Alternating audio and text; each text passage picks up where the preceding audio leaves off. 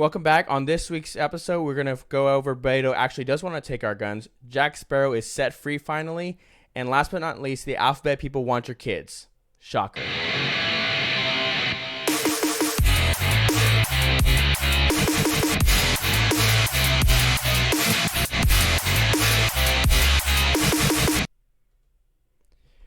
All right, yeah. Welcome again back to another episode of the Counterculture podcast. Hope you loved our cold open.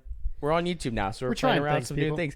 I really like it. I hope everyone else does. If you don't, well, I don't know. Unsubscribe. You can't please everybody. Yeah, exactly, right. But before we get into everything, as always, make sure you go on our social medias and follow us. You can find us on Instagram at the Counterculture Cast, and through that, you can go on our link tree in our bio that has all our other social medias, Twitter, Facebook, everything else, and also our merch store, right? Which, again, if you love what we do, you want to support us, please definitely go and check that out. We would really love it. And we actually need to definitely start sporting. So I'm actually gonna make an order myself to kind of start sporting. I've been meaning to. Yeah, I just life's been busy, man. Life's been so crazy. But yeah, so make sure you go again. Instagram is at the Counterculture Cast, and you can find all our other social medias through there. And so, without further ado, yeah, we man. It's been a crazy week. It's been a nutso week for me. I know it has been for you too. Well, yeah, but like personally, and then also just in the world, like it's just when you think things have gotten bad, it's just like life throws you just one more. You know, it's like those movies when you're like things can't get any worse, and then it starts to downpour. You know, and they do get don't worse. Speak it. Yeah. So it's just, you know, it's one thing after another, and you know, I think the reality is that, you know, there's this old saying, I can't remember who it was that said it. It was some Democratic politician that said, you know, never let a good crisis go to waste. And our first part of our show, as I alluded to in the beginning, kind of goes over that. Obviously, there's kind of some continued falling out from the Uvalde situation, which we talked a lot about last week. So we're not really going to go into that at all as far as detail. Again, we talked about last week, but it has been really, really the most frustrating thing to me, and I think I even said this at the time, so is that the amount of people that are just wanting to put their hot takes and are just so it's so clear they don't know what they're talking about. Mm-hmm. And that's what just frustrating. And again, I don't pretend to know everything. Because I certainly don't. I'm not an expert. But I know enough to know in this subject matter when you're completely full of crap, and most people are, and they're making arguments that just gives them a sense of self-righteousness, and it makes them just feel better about themselves. But and we said this last week. There's no real solutions that come from it, and it's just crazy. And really, what is the most disgusting is the amount of politicians that are trying to take advantage of this moment to forward something that they've always wanted. Last week, and that was just the beginning too. Right, you know, from obviously we had the NRA convention actually here in Houston. It's been here for the last couple of years. I don't know how much longer it's going to be here, but you know, you had a lot of people that showed up. You had, you know, President Trump was there along with many other people. A lot of people backed out because of the whole Uvalde situation, which was really unfortunate. Because here's the thing about it is that if you were someone who supported the Second Amendment before Uvalde, which obviously, again, tragic situation. I mean, there's nothing more tragic than children dying. You know, this was kind of baked into the cake in a sort of sense. Like, it's not like this is the first school shooting or mass shooting that we've had. Yeah, and not to make light of it, but I mean, this is something that's been planned. I mean, this is, like you were saying, it's not even the first one. It's, if anything, the convention would probably be a good talking point to have conversations even there. Right, absolutely. Everybody wants to talk about the big bad NRA, but nobody wants to talk about, you know, there's good people with guns that could have good suggestions too. Right, absolutely. And again, the NRA, I mean, it's just... It's not even what it once was either. So no, it wasn't. So and again, no one buys firearms from the NRA, right? They're just a nonprofit, or I believe nonprofit. I don't know. I don't know 100%. But they again, like, to the biggest point is they are not as powerful as they used to be. I think mostly because is that the NRA doesn't have the spine to actually go after real things. Because here's the thing: And I was having this conversation because actually on our Instagram, for those that follow us, you probably saw this. One of our last Instagram posts got a huge. It kind of went like a little bit viral, to a certain Baby extent. viral. Oh yeah, baby viral. It was over. It's almost at 500 likes now, and a bunch of comments of people going back and forth. Yeah, I think it reached like almost 6,000 accounts or something. Yeah, so it's been really cool. But here's the thing with that is that when you look at the negative responses to it, right? I was like, You're not supposed to read the comments, Christian. Oh no, I was loving it because there's people fighting back and forth in our comments. No, they were, and it was there great. There was like a 30 comment thread that was just going back. And Oh forth yeah, like two people. Yeah, I know it's fantastic. I love when people, hey, get at it, right? Do your thing. I mean, but it's in a way, isn't that starting conversation? Mm-hmm. Unfortunately, with topics like this, especially with the political climate of the last several years, it's kind of one-sided. Because there's not an open-minded conversation. Oh yeah, but no. At least it's still conversation. Yeah, and the reality is, to the point I was making though is, for the NRA, they don't have the spine that they pretend to have, and I say that because if they were an organization that was really focused on gun rights, because here's the reality is, again, per the Constitution, right, is you have the right to defend yourself, right? Period. Right. The Second Amendment, shall not be infringed. Right. I mean, that's the whole thing. Yeah. And there's a lot of infringing of gun rights all over the country, all over the place. And if the NRA had actual spine, they would be backing. You'd have to be careful with this, but they would be finding legal battles that they could fight in places like Chicago, New York, California, where they could really go after it, get it to the Supreme Court, and get things like nationwide constitutional carry actually passed. Because what you could really find, and I think this would be pretty easy to find, is you have someone who gets arrested on a gun charge, who let's say possession of a firearm, right? And as long as they weren't doing anything violent at the time, I think that the NRA could actually find that person, say, we will go to bat for you, right? And make sure that try to get that case all the way up to the Supreme Court, because I think that they would actually have a good argument of that these laws in Illinois, or again wherever, New York, are unconstitutional. They have no business being able to put these restrictions on individuals and actually make the real case. Now, granted, so you're saying that because of you're saying that against the Constitution, that the state rights and the state laws are trumping that. Correct, right? Because it goes against it's against the Second Amendment, right? So it's clearly unconstitutional, right? Now, obviously, I am certainly a person that understands the power of states' rights and everything like that, but the federal government is there to step in when states' rights go against the Constitution of the United States, right? Yeah, so you're kind of more saying like, what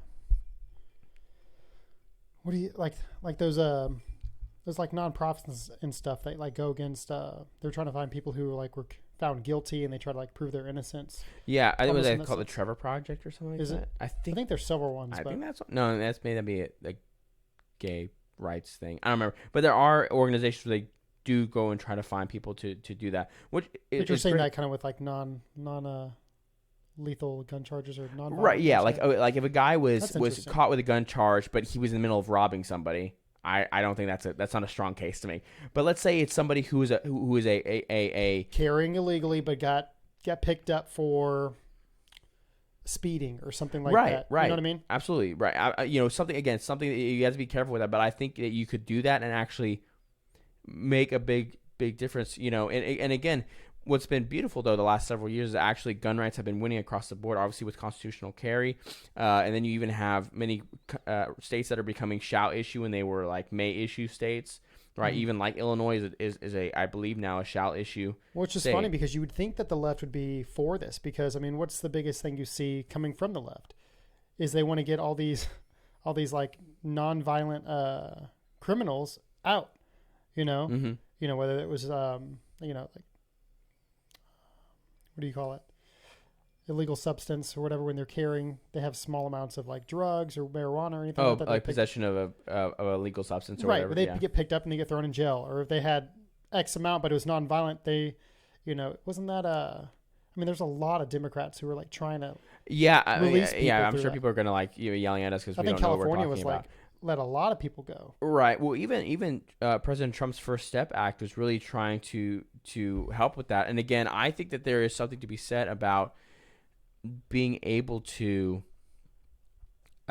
allow nonviolent drug offenders to a certain extent have some sort of leniency, because you have certain things like minimum sentencing and things like that, which I think are really inappropriate sometimes. You have no business putting someone that, again, as long as it was possession, right? Why are they going to jail for 10 or 20 years? Why are you ruining this person's life because they had a percentage amount of marijuana too much or whatever it is, right? Again, you'd have to do this very carefully, right? Because there are some instances where people will have the ability to plead down, right, to a quote-unquote nonviolent drug offense, but in actuality it was a pled down from an actual violent or dealing or different things, right? So I think you have to be careful with that, because I think those people should have some sort of punishment, because I don't think you should be dealing drugs, things like that. But again, for someone that just has possession, it makes no sense to me that they should be in jail for these incredible amounts of time. That's just crazy to me. Yeah, especially when it's our tax dollars. Correct. You know, it costs $100,000 a year to incarcerate somebody in the United States, right? And again, I'm not one of these let everyone out, right? I think criminals should be punished, right? But I think I'm definitely for capital punishments. So. Right, but I think there's why pay $100,000 a year when you can just we take too long, right? Let's just get it over with, right? But you depends on the crime. Yeah, but speaking of crime, have you seen? I forget, was it Alabama or Arkansas? I think they were the first state to legally castrate a sex offender. No, but that's awesome. I mean, there's been talk about actually proposing that as a deterrent. I believe it was one of those states, like Alabama or Arkansas, one of the two, but they legally castrated a sex offender. That's awesome. As part of his punishment. That's excellent. I'm 100% for that. Some people are going to get outraged when they hear that, like all the MAPS people and stuff. I'm sure, but I mean, the dude's alive. I'm sure it was professionally and surgically done, so very humane. But hey, deterrent solved, at least in one sense. They didn't have a reek situation with remember in Game of Thrones Ramsay Bolton when he castrates Theon. It wasn't that situation where they're in a dingy dungeon. You know what? I wouldn't mind if it was, but that's just my take on criminals. But specifically pedos. I don't think much of them.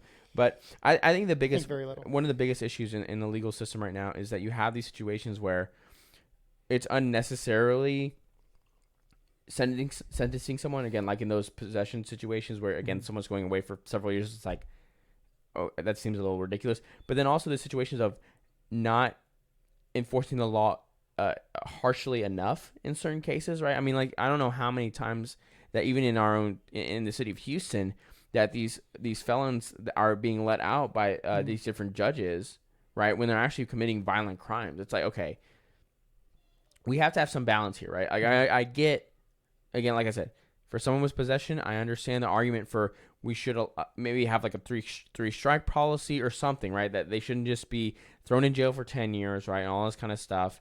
Again, there's different minimum sentencing for different places. On both ends of the scale. So that's what you're saying. Yeah, I mean, we absolutely. need to have lesser punishments for something that could save tax dollars and be put to better use instead of sending it to like other countries, for example. And on the other end is, depending on the crime or if it's a repeat offender, there needs to be more serious punishment from the get-go. Oh yeah, absolutely. Like, and that's where I would say, even with like the possession but thing, it needs to be even across the board too. Yes, absolutely. Don't make it about race or class structure or where you come from, because I think that's a big argument too. I mean, a lot of people feel like, black people get screwed and white people get off scot-free, but I mean, we saw a good example, but again, it was a witch hunt. It was a little bit different, but we talked about this many episodes ago, but about the whole Kyle Rittenhouse thing, where he was put in jail, no chance at bail and all that. But we had that black student, he went to school, and I think he either shot a different student or beat him up or something. But he got no. So I remember, the story you're talking about is there was this black nationalist, really was, that went in and tried to assassinate the Democratic candidate for mayor in Louisville. Is that what it was? Yeah. Okay. And he got bailed out right away by Black Lives Matter, right? And his bail was only set at $100,000 or something like that. Yeah, it was something and low. Kyle's was like $2 million. Yeah. So to my argument, or to my point, I should say, that should be even. I mean, but to yours, I mean, that should have been stricter for him in the get-go. But I mean, not every crime is the same, but no, there's too much variance, even if it is similar, depending on Yeah, how and where and no what's going equal on in the justice media. under the law in the No. United States right now. Not even close. And it's We seen. saw a little bit with Johnny, but we'll get to that. Yeah, we did see a little bit with Johnny, and again, and you had Kyle, and so you had actually some of these landmark situations where you're having these outcomes, but for the average everyday person who's not in kind of in a case of notoriety, Mm-hmm. and they're getting screwed left and right, across the board, because these ideas of equity and all these kind of things are destroying the judicial system, because you cannot have our justice system cannot function without equal treatment under the law. You cannot function that way, because and it's going to get worse. Because again, the reality is that millennials still aren't quite at a point where they have a lot of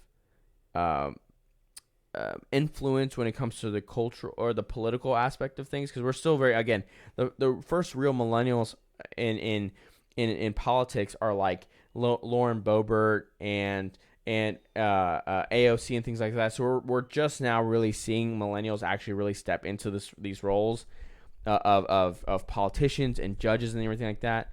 And I think we're gonna see some pretty dark things, I think, from that. Again, if you had a younger judge in, let's say, the Kyle Rittenhouse situation, I'm not sure if that case ends up going in his favor, because that in that situation, the judge was very much, by the book and everything like that. I would probably argue and venture to say that he was either a very old school Democrat who still believes in the system of the United States, or a Republican or conservative. There's no I would agree with you, outright just leftist especially judge with would have been that the way. way the media was Treating just going at it. Yeah. Like, everybody, at least as far as mainstream media was concerned, wanted that case to go one and only direction.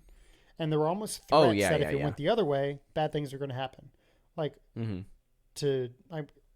don't even think it got to the point, but there were like threats about like figuring out where the jurors lived, and wasn't there something about going to the judge's house and stuff? Well, remember they caught someone trying to follow the jury, right? Remember, yeah. So there was, So I don't know about the judge, but it was serious, nasty. Oh yeah. So going the other way in Kyle's favor, as you put it, was not what apparently the masses wanted.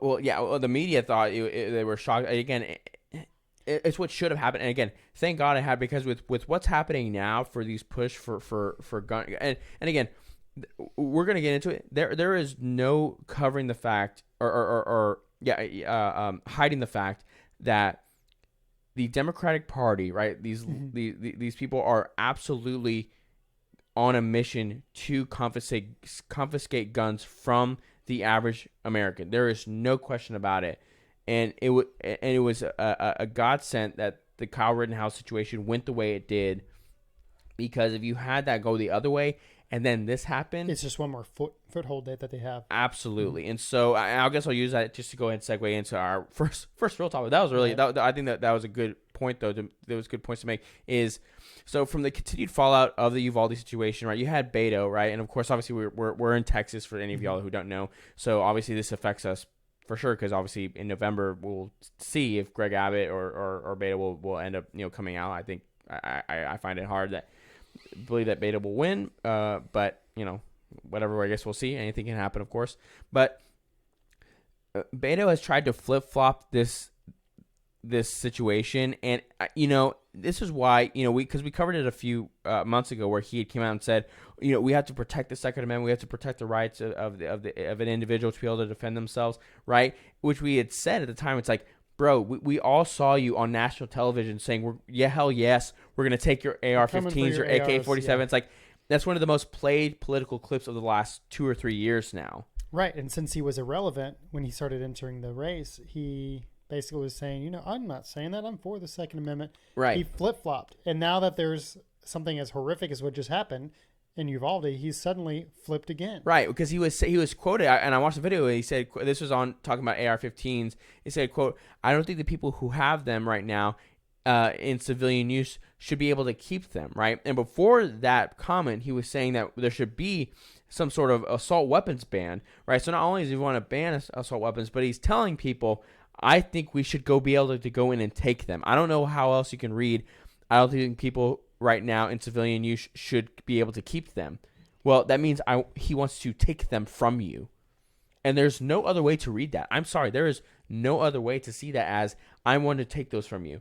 And again, this is the real Beto, right? This is who he actually is. This is who he, again, that's why I thought, I think you even said it was a waste of time for him to come out and try to pretend like he was in favor of the Second Amendment. No, dude, you never were, and why did you even pretend to say that you would be? He's a greasy politician, man. Well, that is they're going to do what they do. It's just, well, yeah. One, does an assault weapons ban, did it work the first time? And two, just outright coming and trying to take them by force. I mean, the people who are in favor of the Second Amendment, which I would say is a larger majority than people think, just due to the amount of how many guns are in circulation, registered and legally. What is it, like 350, 400 million guns right now in the U.S.? There's more guns than people in the U.S. Damn right. But look at the examples. It wasn't Waco, that was the other thing. But what was the one where there's a bunch of people living up in a little compound with guns, and the FBI or whatever. Ruby Ridge. Ruby Ridge. Yeah. Yes, that's right. Because they ended up, I guess, sniping his wife or something. Oh yeah. Like, and then just a horrible mess up from the feds. Shocker. But Shocker. That's why if you get on Reddit or anything else, I mean, there's a whole group of society where they're just talking about the Fed boys and Yes, because the federal government is not your friend. It's never going to happen again. Yes. Americans, I guess the patriots, they're too aware of what's going on. They're not going to let a politician like Beto come in and just uproot everything. And the fact that he thinks he can do it from an elected position of power by force is hysterical. Not only that, that's the whole point. The Second Amendment's even there. Right. And again, you to reverse Texas from a constitutional carry state to no guns at all, yeah, have fun with that. But then also, again, and this is the good thing, again, in regards to gun rights, is that it's Republicans on the state level that are passing these laws. Because Republicans on the federal level are spineless effing losers. We've talked about that. Yeah. The Republicans, there are about like 10 that are worth a crap. And that's probably being generous. It's probably less than that, right? Basically, it's like it depends on the day. Yeah, it's basically the Freedom Caucus in the House of Representatives and like Rand Paul.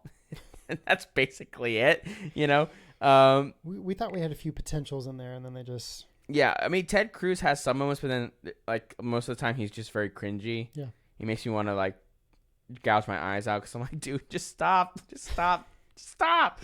Oh, you kill me. Yeah, I'm like, just shut up.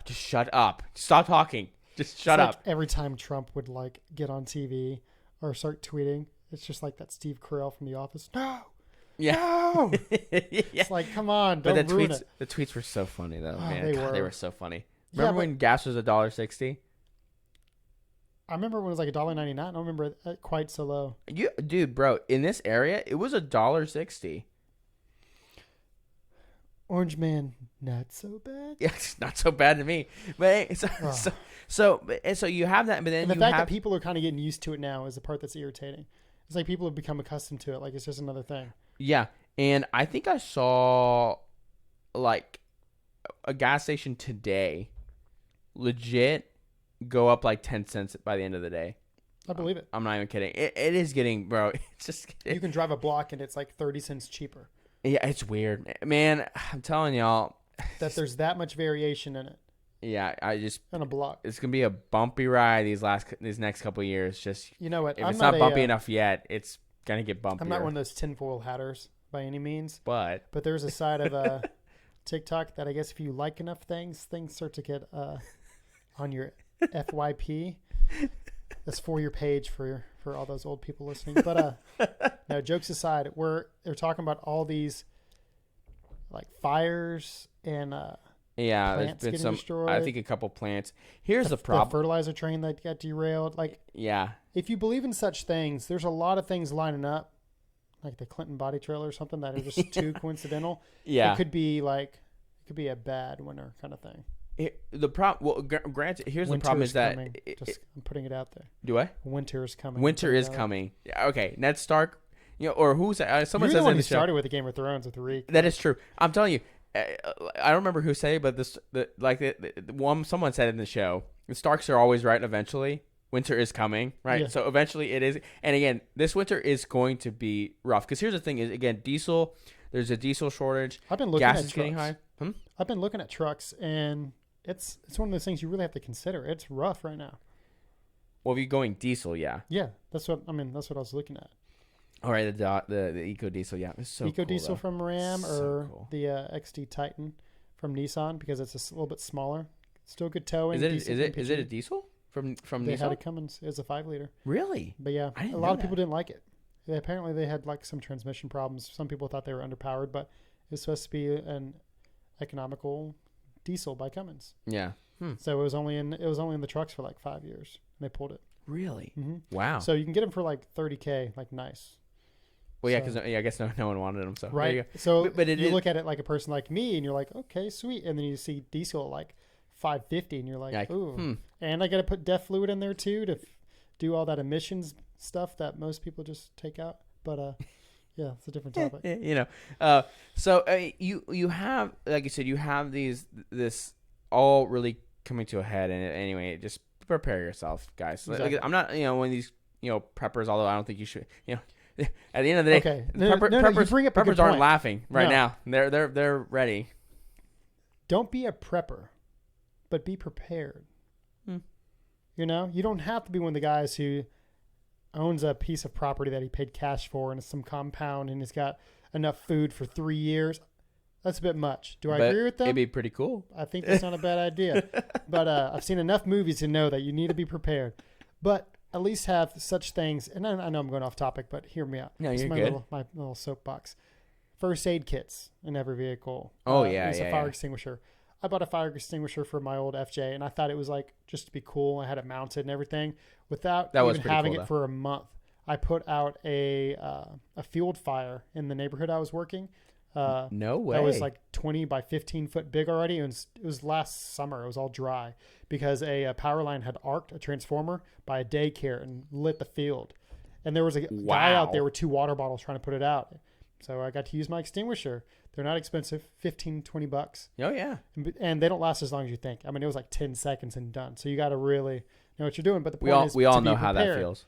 Secondly, or not secondly, but I guess thirdly, like firearms, having some amount of like canned goods. I'm not saying can your own food. You don't have to be that crazy, but have enough supplies that if something happens or if a hurricane came, you're not one of those people freaking out at the last minute trying to go and grab toilet paper or canned goods because you may not have power for just 5 days.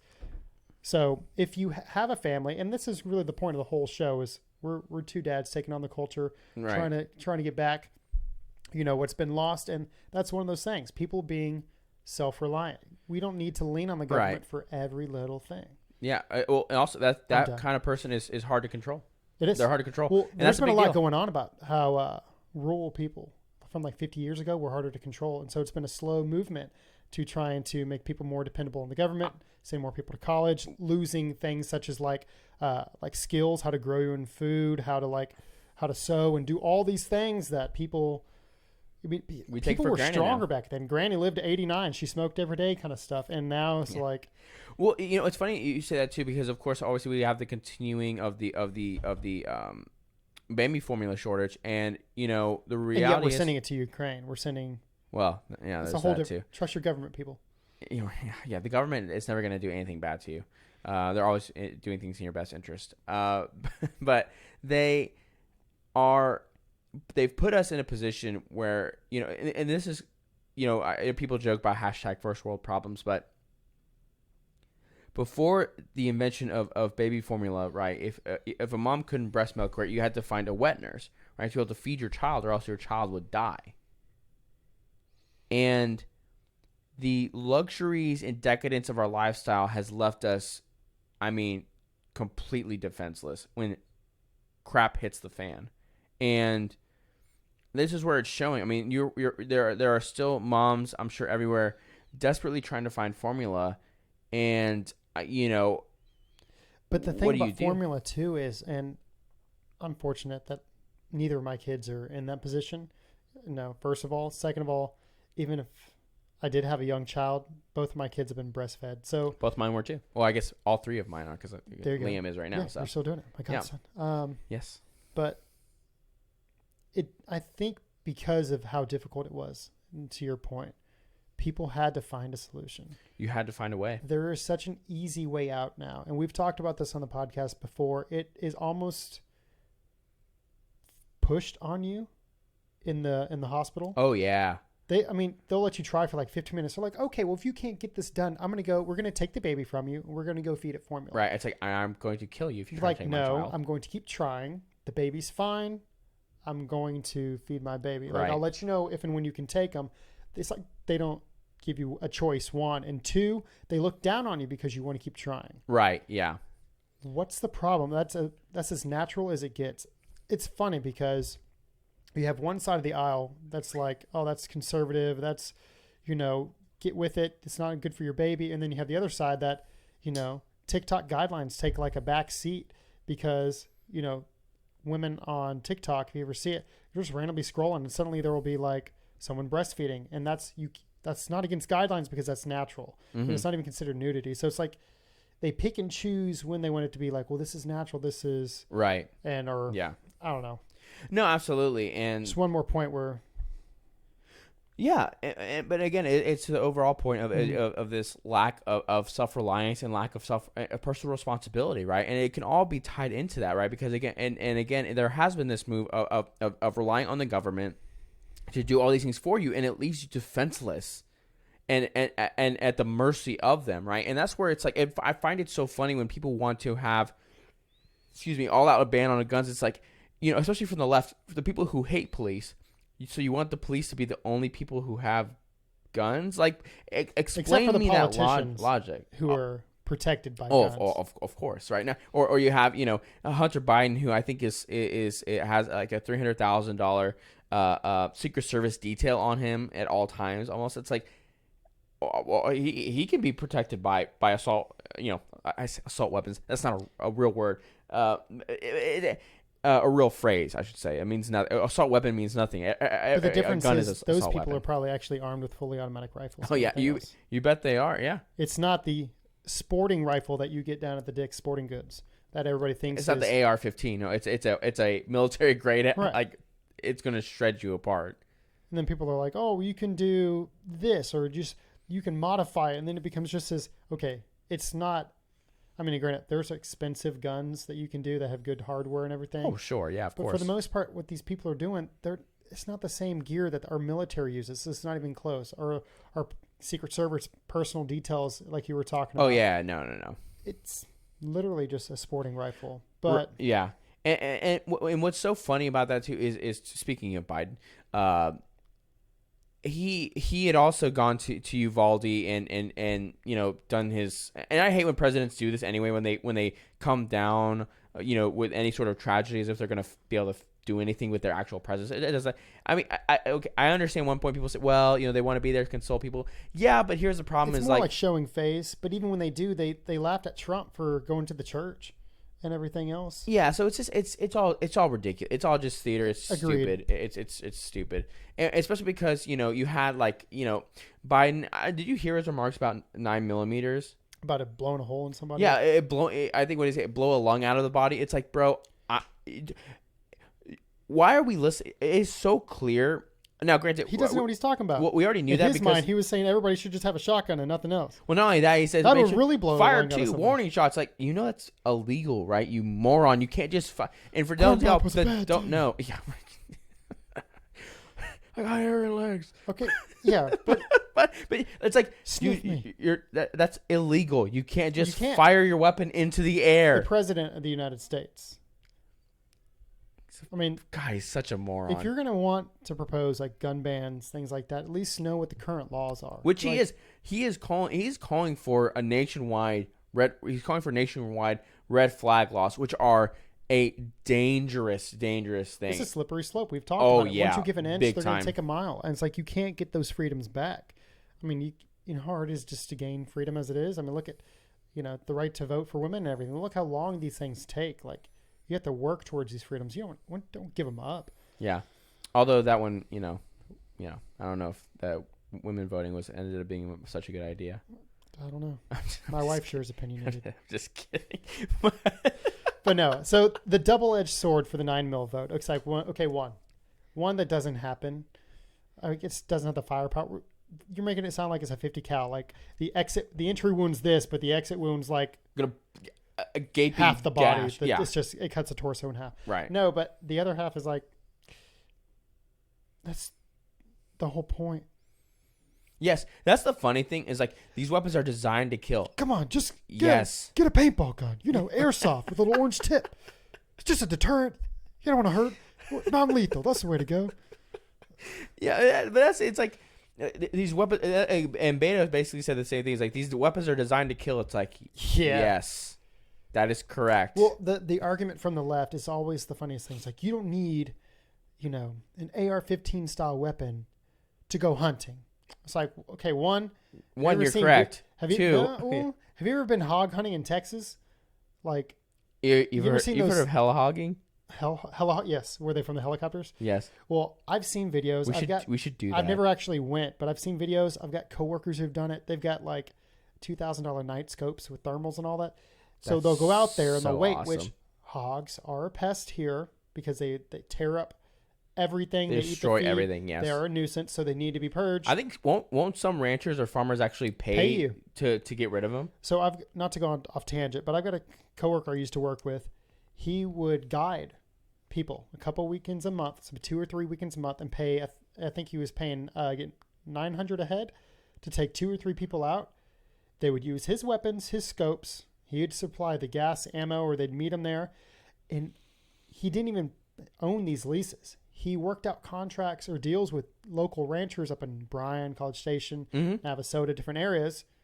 And these ranchers would let them go on this weekend of the month, go to this field or this, because they wanted these hogs taken care of. Oh, yeah. So he had permission to go on for free. He was charging like $900 a head for times 3, like 3 times a month on top of his day job. That's so awesome. To get rid of a pest. That's awesome. So my point is, and I would see the videos because these scopes have they record video. Oh my God, that's awesome. So you see like the infrared, the heat vision. Yeah. And you'll take the first pop, and next thing you know, you thought it was like 10 hogs. Next thing you know, there's 30 because half of them are laying down. Yeah. And you start running. You're not going to do that with a single bolt action rifle. No. The best we can get legally, unless you have tax stamps and different things that you have to go through deeper regulation in the federal government. Not even just deeper regulation, a lot more money. Like, because people think you can't tax get stamps like $200. You can get a suppressor, but you have to get on a deeper background check. It is more intense. And there's a purposeful weight limit. I think it's like there's like a 6 to 8 month. So during that time, you can't have any screw ups. They're watching you. That's although I think in Texas, I think they passed a law, didn't they, that if a suppressor is manufactured and built in Texas, that you don't have to worry about the ATF and all those rules for that's suppressors? News to me, so I'm not sure. I think that I may be worth wrong looking into. I may be wrong. To the point where these hogs, there's so many, and once they're on the run. So there is a purpose in certain types of hunting where you want a 30-round mag at a 3-round burst, or where it's just a faster trigger pull and it's still up to your trigger. There is a use, but the joke is that's what the argument politicians want to use, but they're failing to realize the Second Amendment wasn't written for hunting. It was to protect us against tyranny and the evils of government. Right. And that's what we're trying to fight against. Right, exactly. And again, I guess I was saying, when they make the argument, it's not meant or when they make the argument, it's not made for hunting, which I know you made the point with, and that's more like pest extermination in a certain sense. Yeah, but again, it's like, yes, the point of having these weapons is to be able to defend yourself from a potentially evil person or a hog or some sort of animal. Because again, when you have these guys that live out in in rural areas, whether it's in Texas here or other areas where they're dealing with bears and all that kind of stuff. I want an AR-15. Bigger predators. Absolutely. I want an AR-15 to be able to shoot the thing as many times as I need to put it down. Yeah, because it's not always. I mean, this isn't a gun show by any means, but it's not always about just capacity, ammo. I mean, you can get a Glock with like a 30-round mag. Yeah, yeah. But sometimes it's about stopping power. Mm-hmm. Yeah. You're taking off something.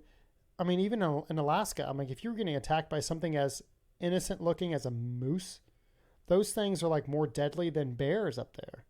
And they're also ginormous. They're huge. Yeah. You ever seen a full bull moose?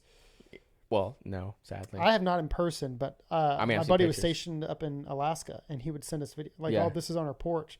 We can't move our car because this one's not stuck in the road, but standing in the road. Yeah, and he's not. And moving. if you move, they're going to take you as a threat, and they're going to charge. Yeah, and you don't want to damage your car. I mean, I'm sure you'll be okay, but can you imagine calling your insurance and be like, "Yep, it was another moose again." Like, right? Yeah, deductible exactly. later. So, but no, and those places were like the rural areas that you're talking about. I mean, that's your most gun-toting zones in the first place. I mean, you're going to lose that argument. They need them, and because they don't have law enforcement nearby, all this kind of stuff. Dude, I'll tell you, one day we got response time is not there. You got to protect yourself. One day we need to do a counterculture, like either in like Montana or Alaska, like an actual hunting trip. That'd be cool. That'd be awesome. So subscribe, leave a comment because we need and give us money so we can do that. Yeah, okay, but So again, my biggest issue is that again, it's these people are making arguments. They're either disingenuous, where they're making these arguments because it sounds good, pushing their own agenda. Or they're actually that stupid, and therefore they have no business being given that sort of power. It's one of the two things: either they know their argument is BS, and they're just trying to win votes or whatever, or they are actually that stupid. There's no other way. And what's scary is that we're seeing the ramifications of this actually kind of ripple out, because recently, actually this week, we saw Justin Trudeau in Canada. They're proposing a legislation to freeze handgun ownership, right, and do and then from that try to do a buyback of assault style weapons, which again makes it's so stupid, right? Again, these are phrases from people that don't understand what these things are. It's like, was it AR-15? What about AR-10 or a SCAR or M16? Like, what is a woman? What is a woman? That's another good question, right? I don't know. but you have this, and again, if you actually go find the video of him, announcing this legislation, he's so creepy. Like he's when I think about the creepy dude that is a sleazy beta dude trying to just get laid with trying to get laid. Like that's Justin Trudeau. He's practically he's reelected. I was talking. He's Castro. Yes, Canada. yeah. Nobody sees it. We've joked about it. I mean, I see it. You can't get the dude out of office. He's totally Castro's kid. We've said it before. We're going to get flagged on YouTube for fake news because of that. I'm sure. So follow us on Rumble. Right. Well, yeah. I got to finish that. Not yet. We will be on Rumble, but anyway. And so he had said. So Trudeau had said at a press conference, what this will mean is it's no longer possible to buy, sell, or transfer, import handguns anywhere in Canada. Right now, again, granted, this legislation has not gone through, so maybe in the Canadian House they won't let it. I find that nuts. Like, not even handguns he's not going to allow going forward, right? And they basically went on again from that point saying, what did he say? We recognize the vast majority of gun owners use them safely in accordance with the law, but other than using firearms for sport shooting and hunting, there is no reason for anyone in Canada should need a gun in their everyday lives. And it's like, dude, that is such an ignorant statement. It is. As if no one is ever going to deal with crime or a violent person in their entire life. What are you talking about, dude? Okay, what's his plan for criminals? What's his plan for people who have illegal guns that are not on the registry? Well, and that's funny too. Is most of Canada, people don't realize this, is completely uninhabited. Basically, it's like 90% of the population of Canada is in around like that East Coast part, like close to like New York and everything, and a little west.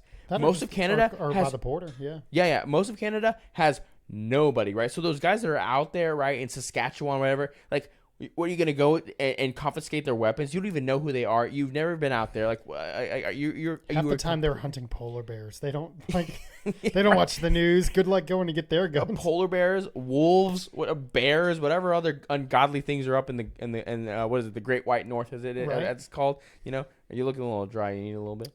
Yeah, I'll take some. So it's just ridiculous. Again, I don't know if they're gonna be able to get it through. But it's just it's just unbelievable. But it's clear that Trudeau is using what happened in Uvalde, because he did talk about it in this in going forward with this. So I don't think we have any Canadian listeners, but if you are in Canada and you listen to us, I feel bad for you, and you should leave Canada because it's turning into a communist dystopia. But what was beautiful place though? Congrats. Oh, it's gorgeous. Like, I've seen. Have you ever seen pictures of Banff, Canada? It's like, I think it's the national park, one of the national parks there in Canada. I don't think so. Absolutely gorgeous. Absolutely, just unbelievably gorgeous. And again, Canadian people, really great people. Just their government sucks. But of course, what government doesn't suck, to be honest. So, but what's so funny about all this is, again, is these sorts of legislations and these pushes to ban guns do nothing but make law-abiding individuals vulnerable to evil people. Because at the end of the day, and I think I said this last week, but none of the proposals that have been made would have stopped what happened in Uvalde. It would not have stopped it. It would have still happened. And the reality is because I was listening, I saw this one post from this person who's talking about how, and I've mentioned before, I'm Catholic, and so this person was trying to make this Catholic argument of why gun violence is a pro-life issue, and using the what's called the USCCB, which is the U.S. Cardinals, or the U.S. bishops, excuse me, and they make these proclamations, all this kind of crap, and most of the time no one listens to these people, and they shouldn't, because the bishops in the United States are spineless. But that's neither here nor there. I know, right? Yeah, but hey, this isn't a Catholic podcast, and I'm like, and they took, and the reason I'm bringing that up is they took a quote from the bishop in Chicago about the Second Amendment, and I'm like, it's really ironic that you would take a quote from Cardinal Supage, which is his name, and when his diocese is one of the highest rates of gun violence in the entire country, and he's going to sit here and go after the rest of the country, right, as idiots or people that don't care about, because again, the way they frame these arguments is like they look outward, not inward. Right. Well, yeah, and they frame these arguments as if you're not in favor of gun restrictions, you are in favor of kids being killed in their school, which is like, it's such a disingenuous, slimy argument. I hate it. I hate it because it's false virtue signaling. It's like they're setting you up. Oh yeah, they're trying to make you look like a villain. It's like, I'm not going to tolerate that. And and I bring that up because it kind of, to round out this portion of it, is that over Memorial Day weekend, because we just celebrated Memorial Day weekend, in the city of Chicago, 51 people were shot and 10 people were killed. It says 9 in our notes, but the number had gone up to 10. Just so and gotta stay accurate. As well, 250 guns were seized by Chicago police over Memorial Day weekend. I thought that gun restrictions would work, right? Isn't that what that's what we're told? We need to restrict gun ability to get to guns. It will not stop evil people from committing evil acts. And that's period. That's what legal, responsible gun owners have been saying from the get-go. Mm-hmm. I mean, Chicago is it's not a gun-free zone, is it? But it's very, very hard to have guns. I don't know, so that's what I'm asking. It is. I just know it's if you are a law-abiding citizen in the city of Chicago, you are at the mercy of the criminals that run that city. I mean, Chicago is a shithole of a city. You're better off going to Mexico and vacationing it up with the cartels than going to Chicago, I feel like, as far as like safety. Oh absolutely. Chicago's it's about the again. It doesn't have the nickname of Chirac for an accident. Okay, I think I would go to Detroit before Chicago. Yeah, I mean they're pretty close. No, I know, but I'd go to neither. You have to pick one. Right, Detroit, Was it, I guess. Love, Marry, Kill. What is that game? You know what I'm talking Oh, about? F, Mary, Kill. Well, Yeah, I was yeah. being polite. But, yeah. Okay, Chicago, Tijuana, or Detroit. What's it going to be? You have to grow up in one, honeymoon in one, and then live in the other one for the rest of your life. Oh my God, You know what I that's mean? horrifying. I just mean, came I up guess with it. See, born in Chicago, so I can leave. Grow. Wait. No. No, I said grow up. Okay, no. Grow up in Chicago, and then Honeymoon, Tijuana, good old TJ. Well, no. Honeymoon in TJ could be fun. Well, if you no. don't I'll die. honeymoon in Detroit and then live in Tijuana the rest of my life. Are you gonna live in Tijuana? It's about the same. Just bring the mustache back. You got it.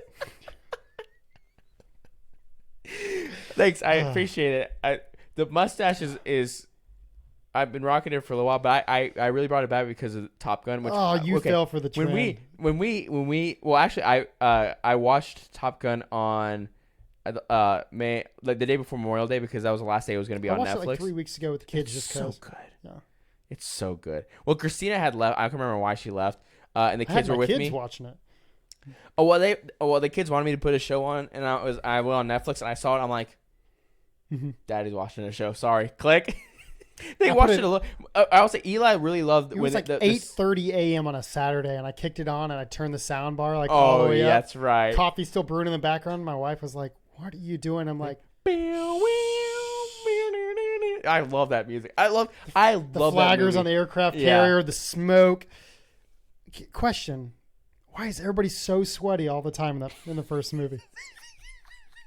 It's so they were making a joke about it or something like behind the scenes. It's they were like, it wasn't that hot. Not only that, it's so homoerotic. It's so weird. But it's so 80s. I think that was the point. I know, it's awesome. The unnecessary volleyball scene. Yeah, it's so weird. Who plays volleyball in their jeans still? It's Tom Cruise does. Exactly.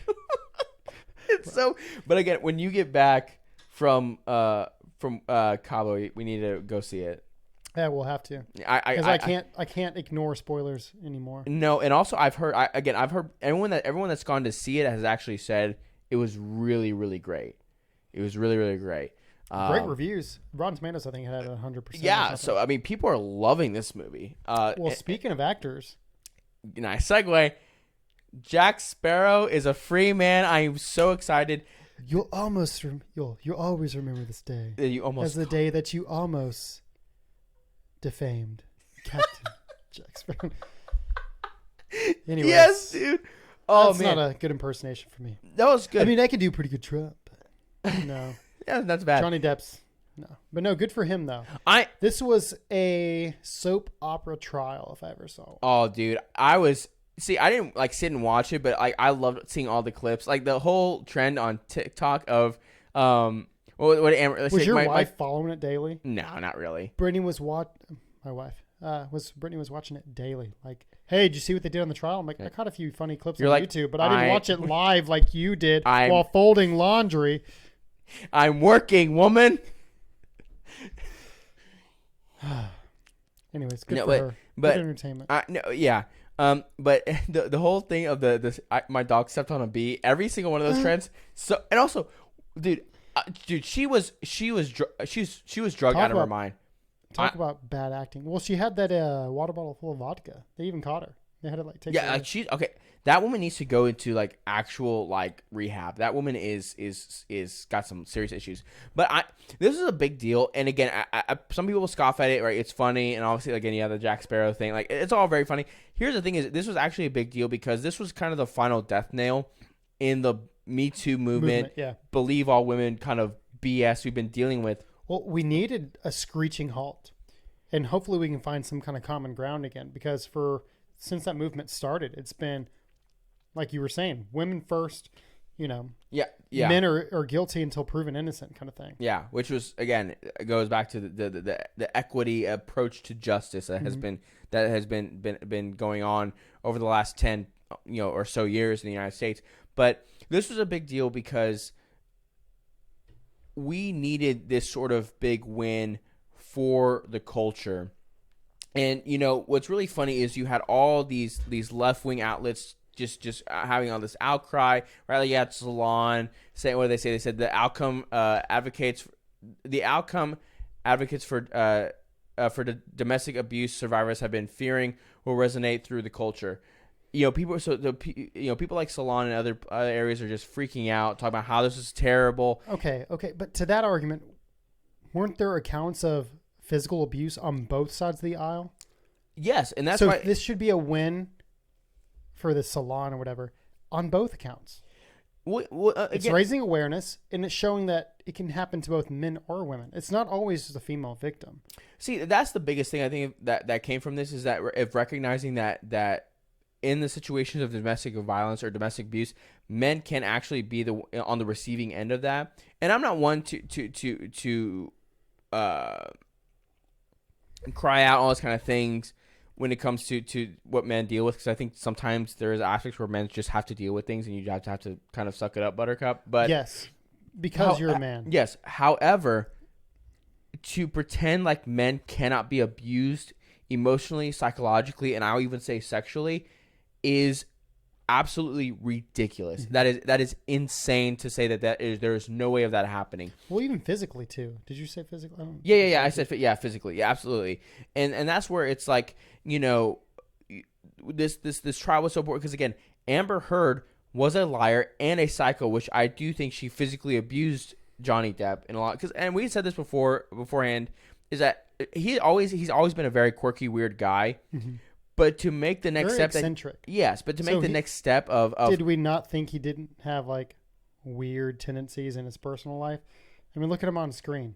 Yeah, you know what I mean? Yeah, he's a weirdo. Some of her stories where she was trying to like make him look bad, and some of it, okay, we all knew he was weird, but a lot of that got aired out like dirty laundry. Bad. Yeah, I did. And again, she's I think the verdict came down where she was going to have $15 million that she owed. Then he also owed $2 million in defamation towards her, right?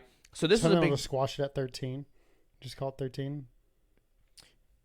Yeah, it's what they said. Oh. But again, she's only on the hook for $8 million, but again, apparently she can't pay that. She can't afford to even pay the $8 million. Pull out that charity fund that she hasn't done it. Do I? What was it? How much was the her pledge to charity? Her donation she was. Dude, that's the best part of this. 70 mil or no? It was a lot because it was not only it was to the ACLU and it was to like a children's hospital. I think it was 7 mil. Yeah, so it was supposed to go. Some of it was supposed to go to. She had pledged to the ACLU and to a children's hospital in LA. Right. And then she kind of backtracked, like, "Well, how can I do that if you're suing me?" Well, so she had pledged. She's a liar. And what's also I donated to charity. Well, you said you'd pledged. Yeah. That's the same in my book. I use those interchangeably. You're such a bat. Dude, but the lawyer came back. She's like, all apologies, but I do not use those words interchangeably. So lawyer came back. She was good. That lawyer was good. She deserves every penny that she'll get from this win. Well, there's a lot of people also talking about the fact that even if it's the full 15 mil, Johnny's not going to see any of it. By the time it gets like processed and the lawyers take their cuts and everything, I think there's taxes on it too. Well, he ended up originally his actual suit I think was for $50 million anyway, so like he got way less than he had wanted. But I think the point for Johnny, is, it's not for money. Well, no. Well, here's the thing: it's not that Johnny needs it. I mean, the dude. No. What's funny is he and Robert Downey Jr. were very similar because he had Downey with Tony Stark and him with Jack Sparrow, and they're making like, ridiculous amounts of cash they're making like $50 million per movie. I mean, they were raking in so much money, right? Which is part of the reason why I think they ended up needing Downey to die in Endgame, because like we can't keep paying this dude. He's costing us a fortune. He is Mr. Marvel. Well, he is Tony Stark, and of course we're watching the MCU shatter into pieces as more and more time goes on. I know we went off topic, so I'll just go ahead and derail this train even more. Oh, go ahead. Everybody wants to talk about how Robert Downey, RDJ, whatever, which I'm a huge fan of. Big fan. Big Sherlock Holmes, great. Like underrated movies. So they're good. supposed to be making another one finally. I don't think they'll ever do it, but I think they are. I would love if they did. But anyways, they say that Iron Man, the whole thing, started off the whole Marvel, the MCU, the Marvel Cinematic Universe. Yeah. Say what you will. I'm sure he did Ghost Rider, kind of a flop. Nick Cage and all that, but Iron Man came out, and it just kind of set the stage for superhero movies. But, oh yeah. Excuse me, Wesley Snipes. Oh, Blade. Yeah. Came out, what, 90s? It wasn't even 2000s. It was like late 90s, Late right? 90s. Yeah, the first two came out. I think the third one was like 2000, but it was late 90s. Though. First one. I'm a big fan of the second one, though. Brink of bankruptcy. Yeah. Yeah. And Blade saved the company. So you can talk about tax evasion. Well, that's embarrassing. I was going to ignore it. I was trying to... Maybe they won't see. Just green screen it up. But no, Wesley Snipes, man. He saved. Without him, you wouldn't have Endgame. You wouldn't have Doctor Strange, Into the Madness, whatever. Which do you know that's coming to Disney Plus June 22nd? See, I knew I should have waited. I didn't see it for that reason. That happened like this week. That's fast. I think it's because it wasn't very good. Did you see it? No. Well, you're the problem then. You're not supporting. Dude, I don't have time to go see movies. I got 3 kids, bro. I ain't got time for that stuff. If I'm going to see movies, it's going to be Top Gun. I have not even seen The Eternals. And I was hyped for that one. That movie was so bad, though. It's so bad. I have no interest in watching that. I haven't seen it yet. The kids have tried to watch it, but it even loses them. But it's because it's about characters that no one gives a crap about. And again, the Marvel Cinematic Universe is, in my opinion, it's dead. Outside of a Spider-Man movie, I have basically no interest in a Marvel movie anymore. Really? Pretty much. What if they made another Iron Man? I would go watch it. See, wait, is it Robert Downey Jr.? Who else would it be? Okay, then yeah. But that goes to my point is that the MCU died with Robert Downey Jr. in Endgame. It's been downhill ever since. There's been little highlights. No Way Home was a big highlight. It's been downhill since No Way Home, to me, I was never big into this generation Spider-Man. I liked it because our generations came back. You like what I sent you today? Yeah, that was funny. That was funny. Okay, just to set the stage, I sent him one. Was it Tobey Maguire? And it said... it was a TikTok. It was TikTok of a post. You know how they do that. Oh, yeah. But yeah, it was like Tobey Maguire's Spider-Man coming to Tom Holland's universe. Yeah. Knowing he grew up like poor, like orphaned, like all this, like live just to see that this universe is Spider-Man. Had a hot aunt, like, and given the Stark Empire. Yeah, or whatever. He was basically given Stark Empire with these like awesome with suits those glasses and all or whatever. that. Yeah, and he's just sitting here like, my life sucks. All right, that was funny. But yeah, man, it was. But yeah, the MCU's, and then they have Kenobi now. Man, Disney sucks, man. I mean, they're doing some good things, and some things they know what the fans want. They're hyping us up, and they're kind of letting us down. So this Obi-Wan Kenobi series, I was so hyped for. I was big time hyped. Episode 1 was good. I liked it. I mean, it felt like it was checking the right boxes, mainly just with the recap. That's really all I needed. Mm-hmm. Just that well-edited recap of the sequel trilogy. See, that was actually cool. When they did like basically like a previously on, I'm like, previously on, bro. This is the first episode. I was like, I see what you're doing here. That's good. But we'll have to give it its chance. Moon Knight took a while and got kind of okay. Loki was good. Say what you will. But I think with Loki and this whole new Thor, God of Love and Thunder or whatever. I swear to God, if that movie sucks, I'm going to be so mad. It's not going to suck. It better not suck. I will hate them forever. The best MCU movie is still Thor Ragnarok. I will die on this hill. Yeah. That is a great movie. Are you talking about solo film or like film overall? Film overall. I'll take it. That's actually fair. So I only say that my because favorite. Thor was doing bad. Thor 1, He had blonde eyebrows. It was fitting with the early Marvel thing. Weird, yeah. Second one, they went really big, but it still flopped. They wiped the floor and said, "How do we start over?" And they took a page of the book of Guardians. Yes. And they're like, we're going to go a 360 or actually 180. Sorry, 360 is going the same direction with it. And it was the funniest movie. It's the Thor we know now with the one-liners, the poor me, I'm going to become fat Thor, now I'm going to become ripped Thor. Well, the thing is because Chris Hemsworth actually is a pretty good comedic actor. Like he has like a good comedic chops. That's why it works very well. Into the role now. Yeah. I feel like he quite didn't know where he stood in the first two. Yeah, I could say that. Yeah, but again, we'll have to see. Ragnarok is a top 5 MCU movie for me for sure. It's my favorite solo film. It's like a circle, but like a freaky circle. Yeah. like a freaky circle. Taika Waititi is really good. Yeah, so I'm hoping. I have high hopes for that film. I've seen some things I'm like, but I think the good will outweigh the bad, which is all I care about. But again, in general, I mean, like I said, the Kenobi series is. I mean, after episode 3. Oh man, I'm. The problem is there's only 3 episodes left, and I'm like, man, y'all have done like basically nothing. There's only 3 left. Yeah, I'm like, this is gonna be bad. Like you're gonna have to give me a good ending. There's only 6 total. Okay, that's weird because I thought they were supposed to be like all feature length. Well, they're supposed to. I thought it was gonna be 8 or 10 episodes, and it's just 6. Because this last one was only like 45 minutes. I know, and but you know what? It is long, people. Stranger Things season 4. Have you started? No, I didn't even see the first season of Stranger Things. I told you this. All right, that's gonna be all for today, folks. Thank you for tuning in to another episode of the Counter. They've been like an hour 15 and hour 45 long episodes for this season. They've had they've had 7 episodes, and that's just volume 1 of 2 volumes for season 4. Oh, so part 2 comes in June, and there's gonna be 2 episodes, 2.5 hours each. It's good. See, that's where it's like, I don't know why, like a Kenobi is 40 minutes. Like, bro, do an hour and a half. I don't wasn't care. Supposed to be. They're supposed to be what. I guess it makes sense the way you even out 6 episodes, whatever. But I was told it's like we're getting a full trilogy movie, all 3 movies, but as a series because of how long it was. The first movie sucks, and it needs to be better. Yeah, it's So, man, we got way off track on that one. But hopefully, I don't have to edit this. Well, it's still late now. It doesn't matter. You're in it to win it, people. Yeah, if you're still here, if you're here, this is who we are. This is what you get. But I think so. We'll take a hard segue. We're gonna round this out for this final story that you don't know anything about. I added this to our notes a few minutes ago because or about an hour or so before we started recording, because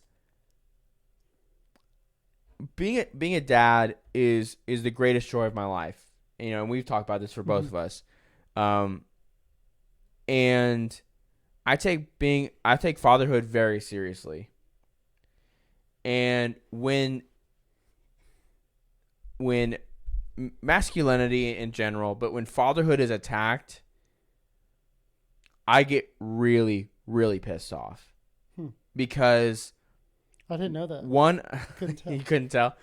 One of the biggest issues facing the country now is fatherlessness. Fatherlessness is plagued our country. And nobody talks about it. You know, no one talks about it. We want to pretend like it's okay because being part of a divorced family is just so normal. And again, that's not against anyone. If you have a divorce, like that's, or if you are personally divorced or you came from a divorced household, I'm not saying you're a bad person. I'm not saying you're messed up. That's not what I'm saying. But it sets you off at a disadvantage. I mean, yes, it absolutely, 100%. Uvalde shooter, fatherless. Yeah. You know, so there are negative consequences to taking the role of dad and saying, you know, screw you, and giving that up to the government in a lot of ways, basically. We are now in June, and June is infamously, or, you know, I guess depending on how you see it, LGBTQIAAARP month. Yeah, I had the unfortunate opportunity to go to Target this evening, and they had all their little carts out. Yeah.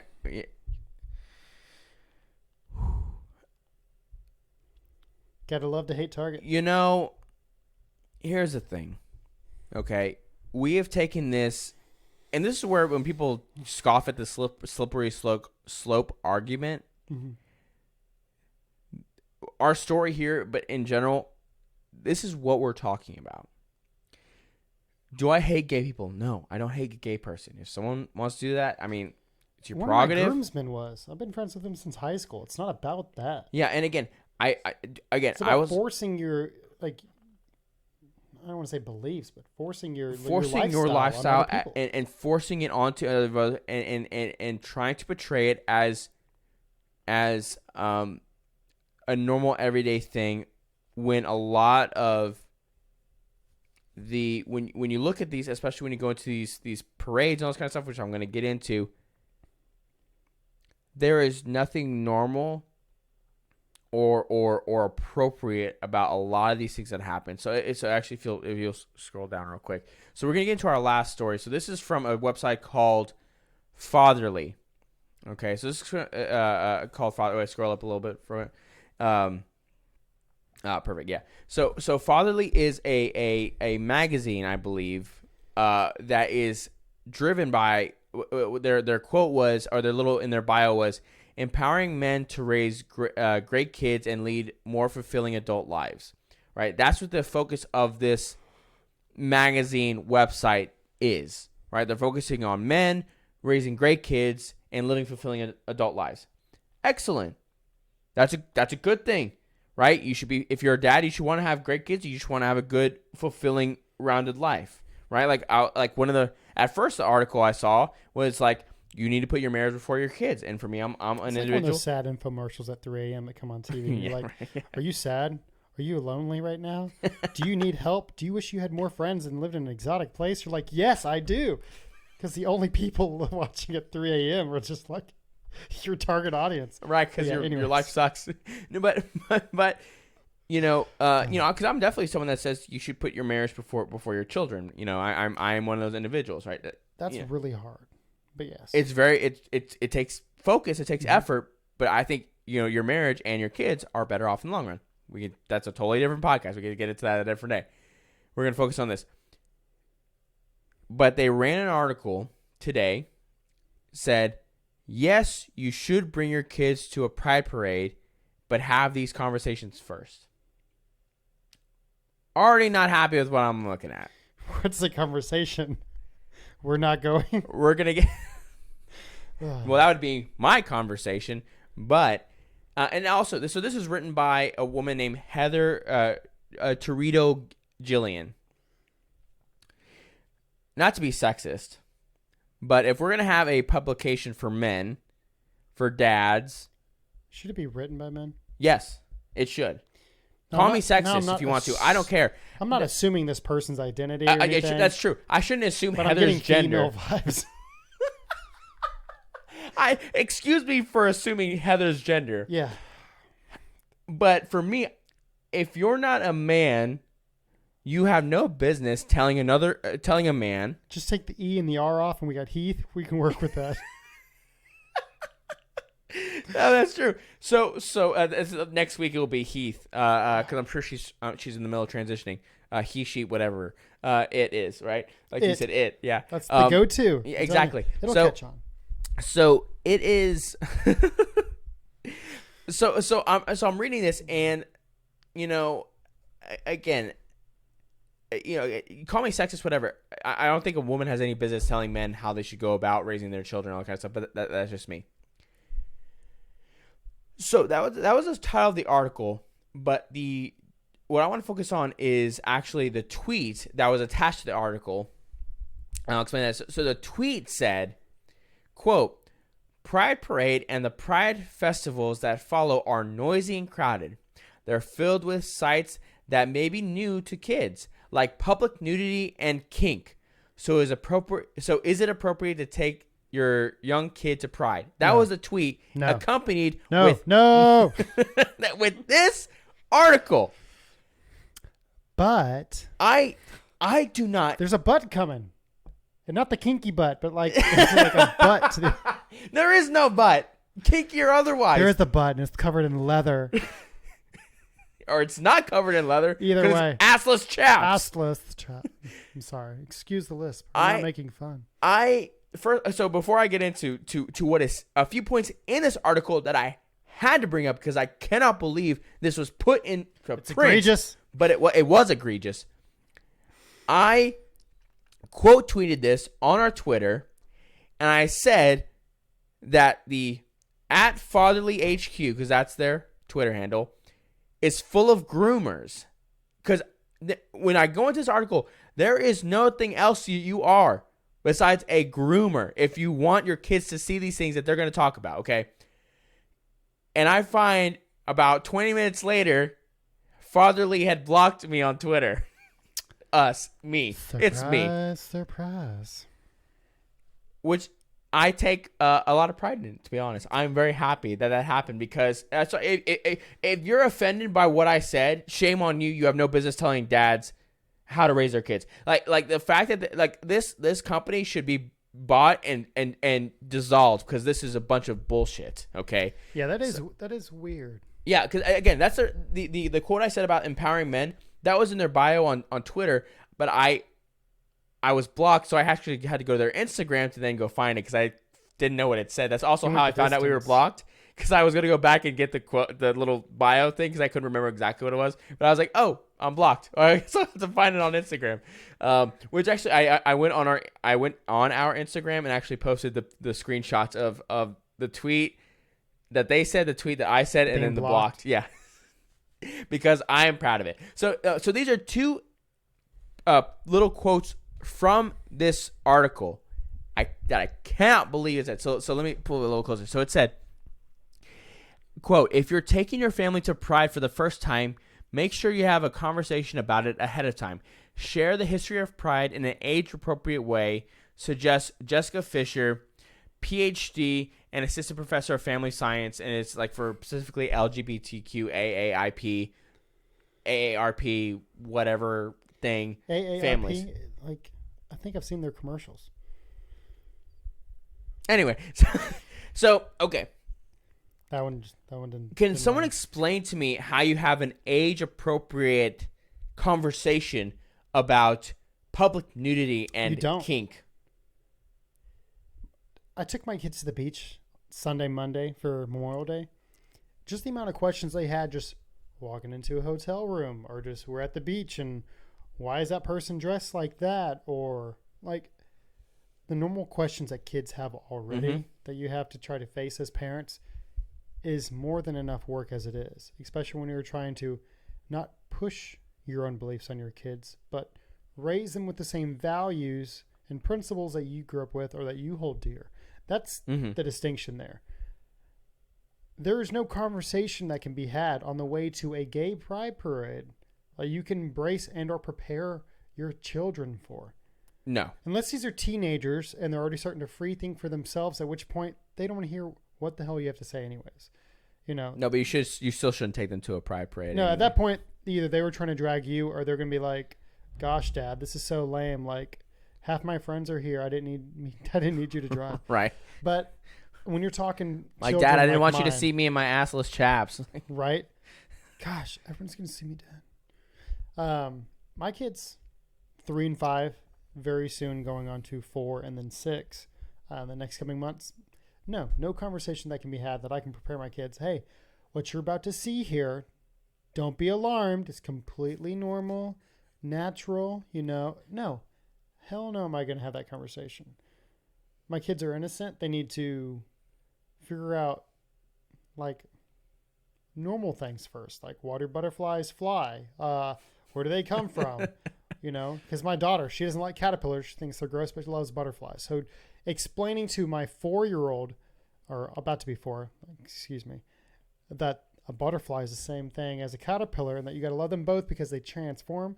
And she's still like, no, I only like the other one. Yeah. I'm supposed to explain to the person that that's difficult to assless chaps and then worse. No, I'm sorry. No, screw this article, screw this, newspaper about, or whatever it is, magazine. Yeah, absolutely. I mean, this is just just pure insanity. And again, this is nothing but sexually grooming children. Again, I'm not saying that these parents are sexually abusing their children, but there is on a actual physical level the way we understand it. But this is a mental sexual abuse of having your kids accept these sexual perversions that are unhealthy and a lot of times very violent and emotionally and spiritually not good for them. It is unbelievable. And then so to piggyback on that, I'm gonna just go through this second quote and we'll go from there. Which this one is I can't believe I read this. I had to read it a couple times to make sure I had this right. I'm just hearing this for the first time. Yeah. So he didn't want me to read this. No, I didn't, because I wanted him to have I wanted to see his actual. I'm about to raw dog this. Let's roll. It's kind of the only way we roll. So anyway, quote Jennifer McGuire, PhD, Okay, Another so PhD. she's real smart, right? Real smart. Like the And last one. so very smart people, right? Associate professor of family social science at the University of Minnesota has been to a pride celebration across the world with her family. From Tucson to Amsterdam, McGuire, a lesbian parent, always preps her How does kids. that work? I'm just kidding. Well, Taylor. When a mommy loves another mommy. Yeah, right. Yeah. Nothing happens. A lesbian parent always preps her kids for possible adult content beforehand. After a few events, the What? kids knew to expect nudity and other surprises. She said they just had to learn to laugh and enjoy things. Like there were these Beanie Babies with giant penises on them, McGuire says. For a 4th and 5th grade kid, that's super funny. For a 4th and 5th grade kid, They're laughing that because is they don't know super how to funny. process that in front of their parents.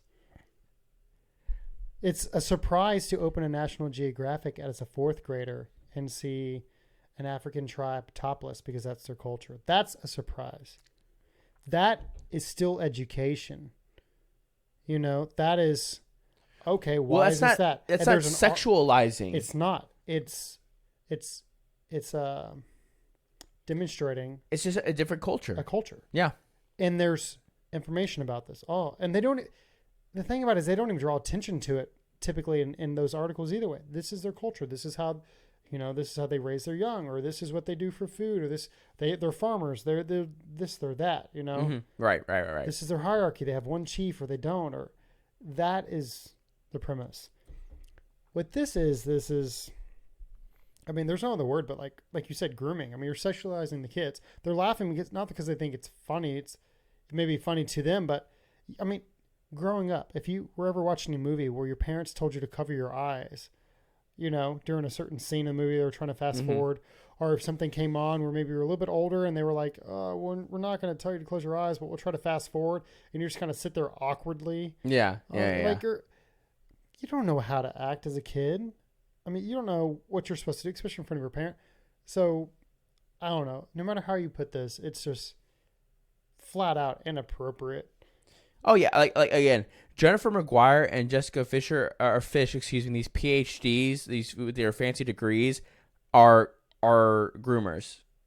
They're groomers. I don't care 100%. how there's no way you can put this, like you said. There's no way you can frame this where I think it's going to be appropriate for me to take my 4 and 3-year-old to some pride event. There is no way. And you have to explain that there's going to be nudity. Like, would you take them to Mardi Gras? Yeah. I mean, no, but I know what you mean. But no, same thing. Mm-hmm. Beads for a flash or whatever. Absolutely. You wouldn't take your kids to that. Why? It's the same thing. Heck, you're probably going to see less at Mardi Gras than you would at something else. You absolutely will, because but one is viewed as inappropriate and the other is viewed as liberation. That's so powerful. That's so woke of you. Brave How and brave. beautiful Yeah. and all this kind of other silliness. It's just a different perspective through the same lens of sexualizing our kids. Absolutely. And again, the part about this that, again, is so infuriating, again, this is by a publication that is focused on fathers and raising their children, right, and having a fulfilling life. And there is nothing fulfilling about bringing your children to an event that is nothing but full of sexual perversion. These people should be ashamed of themselves. This is disgusting. This is garbage. And I was literally like stomach turning, sickened by reading this. Yeah, this isn't a tweet by a random person. This is a publication. Yeah, there's a publication that prides themselves on guiding dads. Yeah, I think they're in the wrong business because that's not going to sit well. Absolutely. And not only that, again, these two women, these PhDs, along with this, you have no business talking to fathers about how to raise their children. And any guy that would read this article and take them seriously, you have no business being a father. Because I am someone absolutely that says being a father is a privilege, not a right. You have no right to do that. This is a prime example of when woke makes you go broke. Yeah, I mean, I hope that Fatherly goes bankrupt and is able to write another article, because this is unbelievable to me. It'd be interesting to see what their past publications were. I mean, they had like good articles, how Boy Scouts helps your kids, or anything else than what we're seeing. Right. Yeah, absolutely. And so, it's just unbelievable to me that they would allow themselves to. I think that there probably is some aspect where they've been kind of just infected by the woke mind virus, as it's put. Now, I'm sure not every writer at Fatherly would endorse this, but again, to fend off, right, the woke mob and the alphabet people, right, as I like to call them, right, in a shortened way, right, is you just the Rainbow Express. Yeah, you just pledge allegiance to them, right? I mean, again, the moment it turns midnight, June 1st, every company just bends allegiance to this. They barf Rainbow, yeah. Yeah, except unless they have Saudi Arabian accounts, then they don't do it there, right? They don't do it there because that's going to be offensive to that culture, right? Because they don't like it, right? And again, so they'll cater to a certain clientele. Absolutely, because again, if you go to the people did this last year, you can do it every year. You go to BMW, the normal account, right? Mm-hmm. It's gonna be rainbow, blah blah, all this kind of bull crap, right? If you have BMW Saudi Arabia, it's gonna be the normal BMW emblem because they know that's not gonna be okay there, right? So these people don't actually care; they just want to make money off you, right? Because like Target doesn't care about you. Target just wants your money. They just want your money. They don't give a crap about you. Yeah, they know who their right. clientele like is. If it was culturally more acceptable to love the 4th of July, which it should be. Do you see Walmart doing that? No. I think they do a little bit. I don't know. I haven't seen anything. It's like they know who shows actually up not at Walmart. Really. Yeah, well, because Walmart's Walmart. It's like exactly. They're not going to waste their time. They know who's coming to shop there.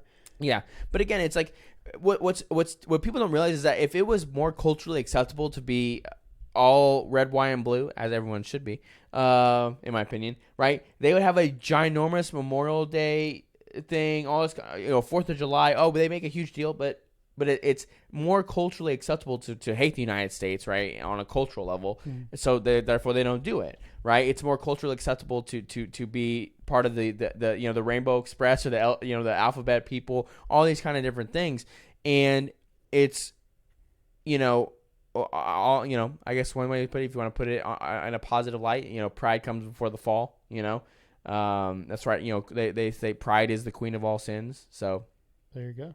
That you can do with that as you will, right? Some of y'all may not be Christian, but I think there's some still wisdom in that. Moral values there, huh? I said some still good moral. Yeah, I think there's still wisdom in that understanding. And ultimately, it's things like this of why we do this podcast and why we talk about these things, because like I said before I went into it, is that being a dad is the greatest thing in my life, and it's a privilege, it's not a right. And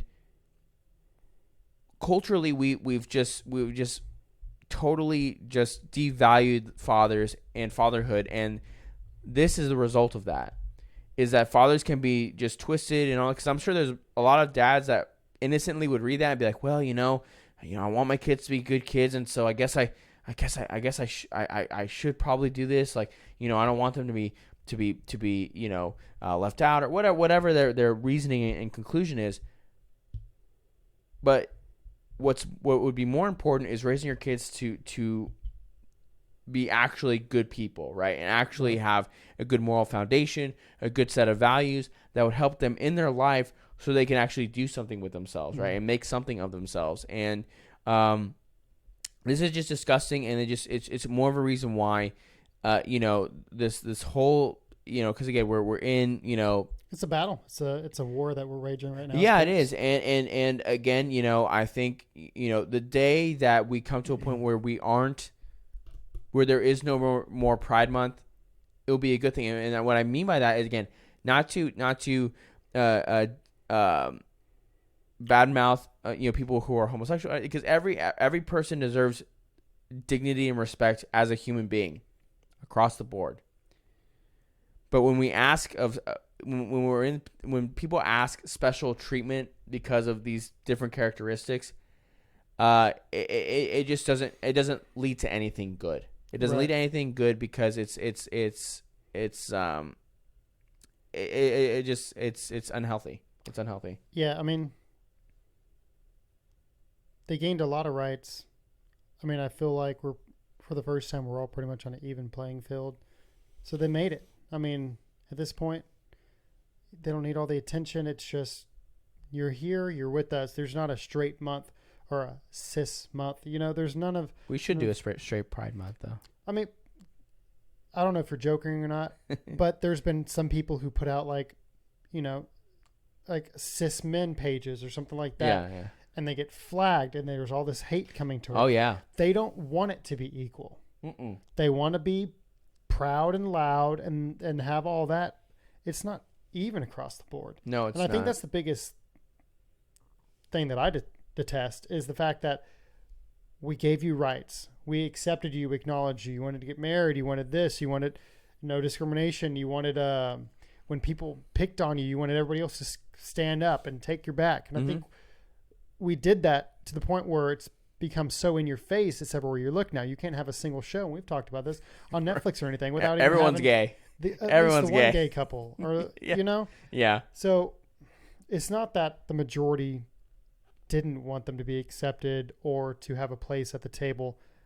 We let you at the table, and now just sit and be quiet and enjoy it like the rest of us. You don't have to. So until, like you were saying, you brought up, they take a back seat and we lose this month. I mean, eventually you're going to run out of days and months for holidays, Right. And I would say, shame on us, as a culture when someone's sexuality gets more notoriety than the sacrifices of individuals who lay down their lives for the freedoms of our country. Yeah. Obviously we just passed Memorial Day recently, and the fact that Pride Month is held into higher esteem than Memorial Day is disgusting. And because without those sacrifices, you don't get to do that. Without those toxic men storming the beaches of Normandy, these things don't happen, right? So we can pretend like all this kind of stuff, but without things like that, we don't have this, and that's the reality. And so, you can be mad about that, you can say whatever, but that reality is reality. But that's the short and sweet of it, because of the people who gave their lives and their sacrifices and their time, and you have the freedoms you do today. Right, absolutely. The same freedoms that the rest of us are speaking out against, as painful as it is against Uvalde and, with politicians loud-mouthing like Beto, as everything else we discussed today. It's not the easy stance to take, to still stick and stand for your beliefs and your freedoms, especially when it's not trending. It's kind of the opposite, and you're looked at as a villain, as we've already said in this episode. But you got to stand up for what you believe in. That's kind of what we believe in, and don't come after our kids. So yeah, leave our kids alone. So on that note, make sure you like and subscribe. It means the world to us. Share the show with your friends. Yeah, exactly. Yeah, click the bell. You got to get the bell. Right, I guess, yeah, over here. Click the bell. He messed up. I was on it. Yeah, you were. Right there. So click on that bell, smash the like button, and then, of course, on Apple and Spotify, leave a 5-star review, leave a rating, and we will see you guys. We'll be on a break next week. That's okay, because someone's got to go vacation in Cabo or whatever. But anyway, so we'll be back. We have a great interview coming up for our next episode. We're really excited about it. I think you guys are going to really enjoy that. So we love you guys, and we will see you next week. Later.